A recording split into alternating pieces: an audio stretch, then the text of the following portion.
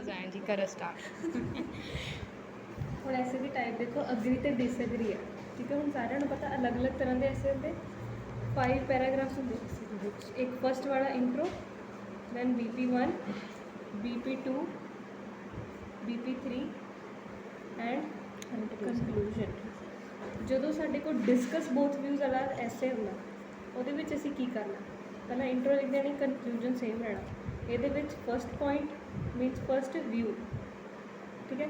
ਇਹਦੇ ਵਿੱਚ second point ਜਾਂ ਸੈਕਿੰਡ ਵਿਊ।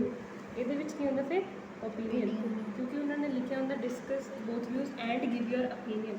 ਅਗਰ ਉਹਨਾਂ ਨੇ ਨਹੀਂ ਲਿਖਿਆ, ਸਿੰਪਲੀ ਡਿਸਕਸ ਬੋਥ ਵਿਊਜ਼ ਲਿਖਿਆ ਹੈ, ਤਾਂ ਤੁਸੀਂ ਉਹ ਵੀ ਕਰਕੇ ਬਟ ਓਪੀਨੀਅਨ ਦੇ ਦਿਓ, ਦੈਟ ਇਜ਼ ਦ ਬੈਟਰ। ਫਿਰ ਤੁਸੀਂ ਇੱਕ ਨਾ ਸਾਈਡ ਕਰ, ਠੀਕ ਹੈ। ਦੇਖੋ, the excessive use of television and computers is retarding the growth in children. Excessive use means increasing use. Excessive ਦਾ ਮਤਲਬ ਕੀ ਹੁੰਦਾ, increasing use of TV and computers. ਹੁਣ ਇੱਥੇ ਸਪੈਸੀਫਿਕਲੀ ਇਹਨਾਂ ਦੀ ਗੱਲ ਹੋਈ ਹੈ, ਤਾਂ ਅਸੀਂ ਇਹਨਾਂ ਦੀ ਗੱਲ ਕਰ ਸਕਦੇ ਹਾਂ। ਇਹਦਾ ਐਸੇ ਇਜ਼ ਰਿਟਾਰਡਿੰਗ, ਰਿਟਾਰਡਿੰਗ ਮੀਨਸ ਰਿਡਿਊਸਿੰਗ, ਘੱਟ ਕਰ ਰਹੀ ਹੈ। ਕਿਸ ਚੀਜ਼ ਨੂੰ ਘੱਟ ਕਰ ਰਹੀ ਹੈ, ਦ ਗਰੋਥ, ਬੱਚਿਆਂ ਦੇ ਵਾਧੇ ਵਿੱਚ। ਕਿਹਦੇ ਵਿੱਚ, ਇਨ ਚਿਲਡਰਨ। ਚਿਲਡਰਨ ਨੂੰ ਅਸੀਂ ਕੀ ਲਿਖ ਸਕਦੇ ਹਾਂ, ਆਫਸਪ੍ਰਿੰਗਸ ਲਿਖ ਸਕਦੇ ਹਾਂ। ਹੋਰ ਕੀ ਲਿਖ ਸਕਦੇ ਹਾਂ, ਯੂਥ, ਅਡਲਟਸ ਨੂੰ ਲਿਖ ਸਕਦੇ, ਮੀਨਸ ਕਿਡਸ ਲਿਖ ਸਕਦੇ ਹਾਂ, ਸਟੂਡੈਂਟਸ ਲਿਖ ਸਕਦੇ ਹਾਂ, ਠੀਕ ਹੈ। Which is shown in recent studies. ਇਹ ਕਿੱਦਾਂ ਪਤਾ ਚੱਲੇਗਾ ਉਹਨਾਂ ਦੀ ਗਰੋਥ ਘੱਟ ਰਹੀ ਹੈ, ਥੋੜੀ ਰੀਸੈਂਟ ਸਟੱਡੀਜ਼ ਹੋਈ। ਰੀਸੈਂਟ ਸਟੱਡੀਜ਼ ਮੀਨਸ ਰਿਸਰਚਿਜ਼ ਹੋਈ, ਠੀਕ ਹੈ। How far do you agree disagree to the statement. ਕਿਆ ਤੁਸੀਂ ਇਸ ਗੱਲ ਨਾਲ ਮਨਜ਼ੂਰੀ ਕਰਦੇ ਕਿ ਉਹਨਾਂ ਦੀ ਗਰੋਥ ਘਟੀ ਹੈ, ਕੀ ਮਨਜ਼ੂਰੀ ਨਹੀਂ ਕਰਦੇ ਕਿ ਉਹਨਾਂ ਦੀ ਗਰੋਥ ਨਹੀਂ ਘਟੀ ਹੈ? ਦੱਸੋ, ਅਗਰੀ ਹੈ ਕਿ ਡਿਸਅਗਰੀ? ਉਹਨਾਂ ਦੀ ਗਰੋਥ ਘਟੀ ਹੈ ਕਿ ਨਹੀਂ ਘਟੀ? ਅਗਰੀ। ਹੁਣ ਦੇਖੋ, ਇੰਟਰੋ ਬਣਨਾ, ਫਿਰ ਬਣਨਾ BP1 ਅਗਰੀ ਦਾ, BP2 ਅਗਰੀ ਦਾ ਐਂਡ BP3 ਡਿਸਅਗਰੀ। ਓਪੀਨੀਅਨ ਦੇ ਨਾਲ ਤੁਸੀਂ ਐਡ ਕਰ ਸਕਦੇ, ਦੈਨ ਕੰਕਲੂਜਨ, ਠੀਕ ਹੈ।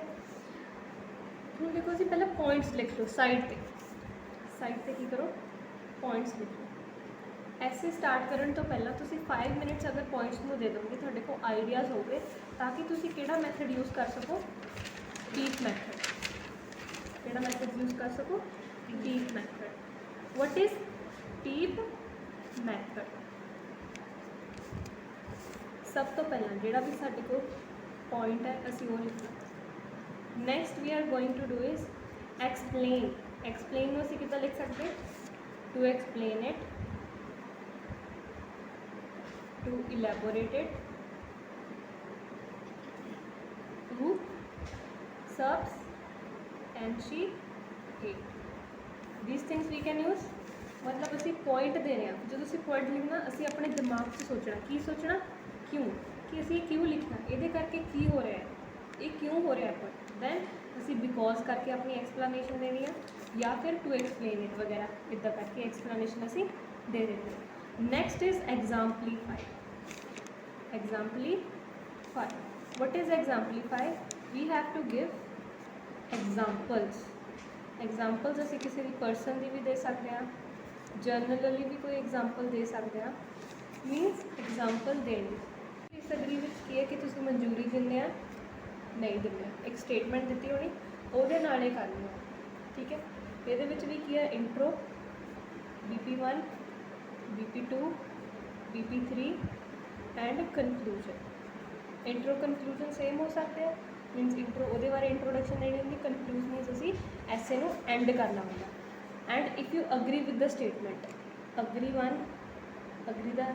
ਦਾ ਪੁਆਇੰਟ, ਇੱਥੇ ਵੀ ਫਿਰ ਅਗਰੀ ਦਾ, ਇੱਥੇ ਡਿਸਅਗਰੀ, ਜਾਂ ਫਿਰ ਅਗਰੀ ਦਾ ਇੱਥੇ, ਡਿਸਅਗਰੀ ਇੱਥੇ, ਤੁਸੀਂ ਕਿਹਦੇ ਨਾਲ, ਮੀਨਸ ਯੋਰ ਸਾਈਡ, ठीक है, विद योर ओपिनियन, ठीक है, या फिर डिसअग्री डिसअग्री अग्री। समझ आ गई चीज़, ठीक है। ये हैगा इंट्रो वाला paragraph.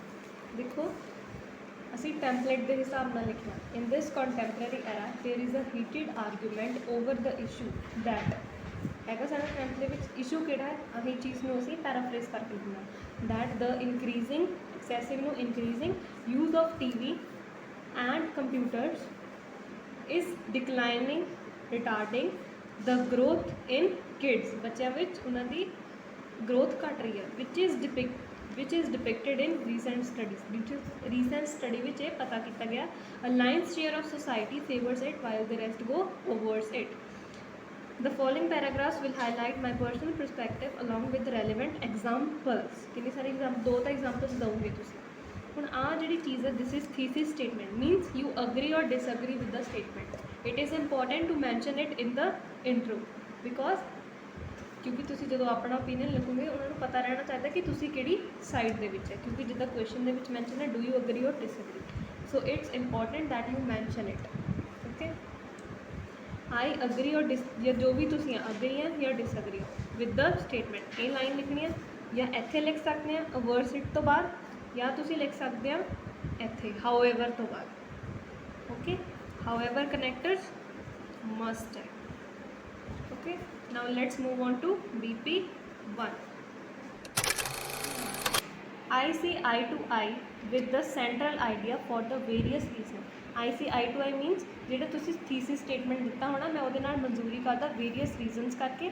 The first and foremost reason is, ਪਹਿਲਾ reason ਇਹ ਆ ਕਿ in this world ਅੱਜ ਕੱਲ੍ਹ science and technology is increasing day by day, through which ਜਿਹਦੇ ਕਰਕੇ ਕੀ ਹੋ ਰਿਹਾ ਹੈ there is an increase in gadgets and electronic devices, ਜਿਹਦੇ ਕਰਕੇ gadgets ਤੇ electronic devices ਵੱਧ ਰਹੇ ਆ. To explain it, ਹੁਣ ਅਸੀਂ ਇਹਨੂੰ PEEP ਮੈਥਡ ਨਾਲ ਯੂਜ਼ ਕਰਾਂਗੇ. ਪੁਆਇੰਟ ਦੱਸਤਾ ਸੀ, ਐਕਸਪਲੇਨ ਕਰਨਾ ਹੋਣਾ ਸੀ, ਵਿੱਚ ਹੀ ਅਸੀਂ ਐਗਜ਼ਾਮਪਲ ਦੇ ਰਹੇ, ਡਬਲ ਹੀ ਇਹਦੇ ਵਿੱਚ ਕਰਤਾ, explain plus exemplify. whenever kids come home from school they demand to watch TV. ਕਿਉਂ ਕਰਦੇ ਆ, ਹੁਣ ਕਿਉਂ ਦਾ ਰੀਜ਼ਨ ਇਹਦੇ ਵਿੱਚ to refresh their mind. ਹੁਣ explain भी हो गया, exemplify भी हो गया. To refresh their mind as they find it an easy way of entertainment as well as relaxation, क्योंकि ਇਹਦੇ ਕਰਕੇ ਉਹਨਾਂ ਦਾ entertainment भी हो रहा है ਤੇ ਉਹ relax भी हो रहा है. Moreover they stare means look. Moreover they stare at the idiotic boxes. Idiotic means फालतू ਦੇ डब्बे like TV and computer. And act like couch potatoes. Couch potatoes means kamchor type.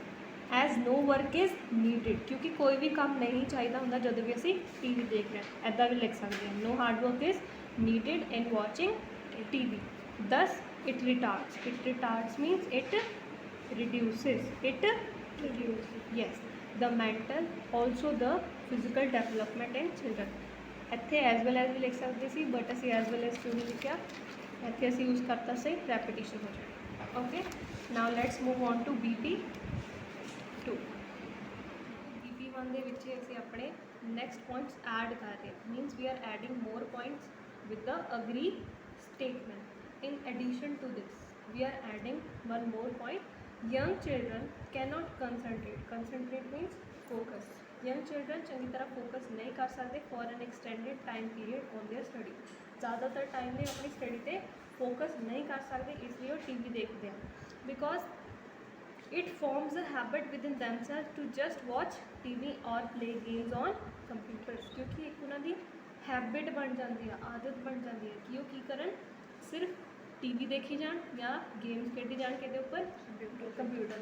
ਹੁਣ ਇਹਨੂੰ ਐਗਜ਼ਾਮਪਲੀਫਾਈ ਕਰਨ ਦੀ ਲੋੜ ਨਹੀਂ, ਇਹਦੇ ਵਿੱਚ ਅਸੀਂ ਥੋੜਾ ਜਿਹਾ ਐਕਸਪਲੇਨੇਸ਼ਨ ਦੇ ਦਿੱਤੀ ਹੈ. ਬਿਸਾਈਡਸ ਦਿਸ, ਇਸ ਤੋਂ ਇਲਾਵਾ समटाइम्स कदे कदे द कंटेंट बीइंग शोड.